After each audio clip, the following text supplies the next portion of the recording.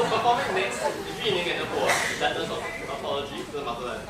This is a poem about coping with the dual identity and falling between two cultures. Now, we'll stop talking now, see how Ning has requested to give her own synopsis. And as you know, hell hath no rub like a woman's scorn.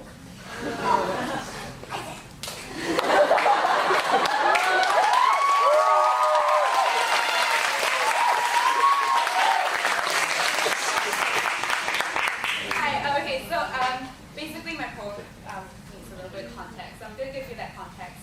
I'm Malaysian, I'm a scholar. I came to Singapore 4 years ago in Set 1.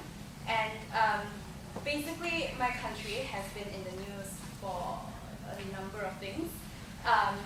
Not the least of which would be shutting down protests, demonstrations, generally cracking down on free speech. And that's not what my poem is about, because my scholarship terms require me to not partake in any political activities. But there you go. Letters of apology to the motherland. Or long distance breakup. Dear motherland, I know we haven't talked in a while, and I'm sorry I've been a little busy, but my parents ask about you a lot. Every time we have dinner, they want to know if we're still together. I tell them some shit like, you'll always be a part of me, and your name still comes to mind when people ask me where I'm from. I've been thinking about this a lot, and I don't know how to tell you this, but I think I just need my own space. All those years I lived with you, you never once took out the trash, but hey, look, you're doing such a great job getting people off the street, but that's not the kind of trash I'm talking about. You leave the litter lying my last night's dinner, forgotten and spilled out of the drunk kid's guts at 2 in the morning. That kid is gonna get a hell of a hangover when he wakes up, but at least he's gonna wake up, dear motherland. I'm sorry we always do this. I've been meaning to call. I've been sitting on this end of the telephone, listening to the preaching of your bell tone. I have never heard a throat more sore, more covered in calluses when you speak. I want you to listen.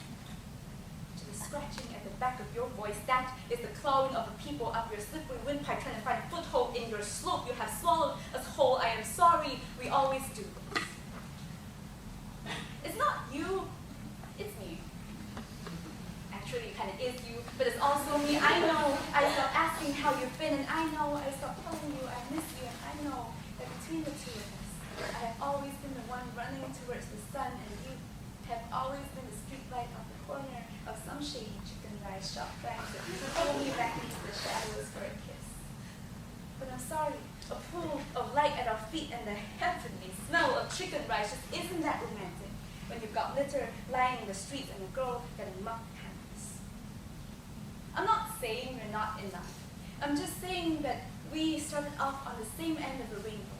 But you clung onto the pot of gold so tight that by the time it stopped raining, I was already halfway towards the sun, and I'm saying that I'm not going to stick around to wait for all the colors in the sky to fade and fall before I realize there is somewhere else I could be. To the motherland, we said never. I cannot forget you. You are all around me. They will not let me forget you. I am sorry I laugh when they make jokes about you in class. I'm sorry we make jokes about you in class. I'm sorry that the only time your name takes flight, it is to jump off the building of some teacher's tongue. And I'm sorry I only look up to see you lying flat on the pavement. I am sorry I hang my head to watch you pool in a red circle of moonlight at my feet. And I'm sorry that ever since I left, it's like my lips became the sidewalk of the busiest street in town. Every time you step off, it is to walk into a car crash, but you never took the time to paint those zebra crossings, or fix those traffic lights, or take out the goddamn trash, dear motherland. I'm sorry to turn up like this. I didn't know where else to go. Truth is, I spent 5 hours on the road from hometown. The grass is greener on the other side of the windows on this bus, but at the rest station, I fill my lunchbox with your red hot soda. Not because I forgot the curry, it's not mixed well with road trips, but because I know that this is what it means to love. With both eyes tearing, lungs gasping for breath, and a stomach strong enough to deal with this shit. In the years since I left you, I have learned to say I love you. I love you. And I'll admit, it's not the language you're used to, but I love you. Not enough to spend a night. sorry, I love you, but your sons have hands like cul-de-sacs, and I have seen too many sisters walk into too many dead ends, and I'm not spending the night. I love you. No, there isn't someone else. But I'm still sorry I sang the first two words of her national anthem in the morning assembly 2 years ago. My voice just got caught in the door on the way out. I swear I wasn't looking for a way out, but I'm so sorry. I know my way around her 50 buttons and still fumble with a zipper on your national pledge. And I guess you have a right to know that this started out as a one-night stand, but I fell asleep before I could creep out the window, and I guess you have a right to know. And I say I love you in her language, and I moved in with her last month. At first it was just leaving my books on her shelf, and I started wearing her clothes, and before you knew it, we're having debates on political systems over dinner, and I spent an anarchist night on the couch. And some nights, I cannot find my place in her right angle, street corner bed. Some nights, when I lie beside her, my body tries to curl around the run-down, puke-pink shop houses I fell in love with, and some nights, I think she hears me thinking about it. Last night she had poetry tucked into that part of my fist that we used to leave her spit, and I guess you have a right to know.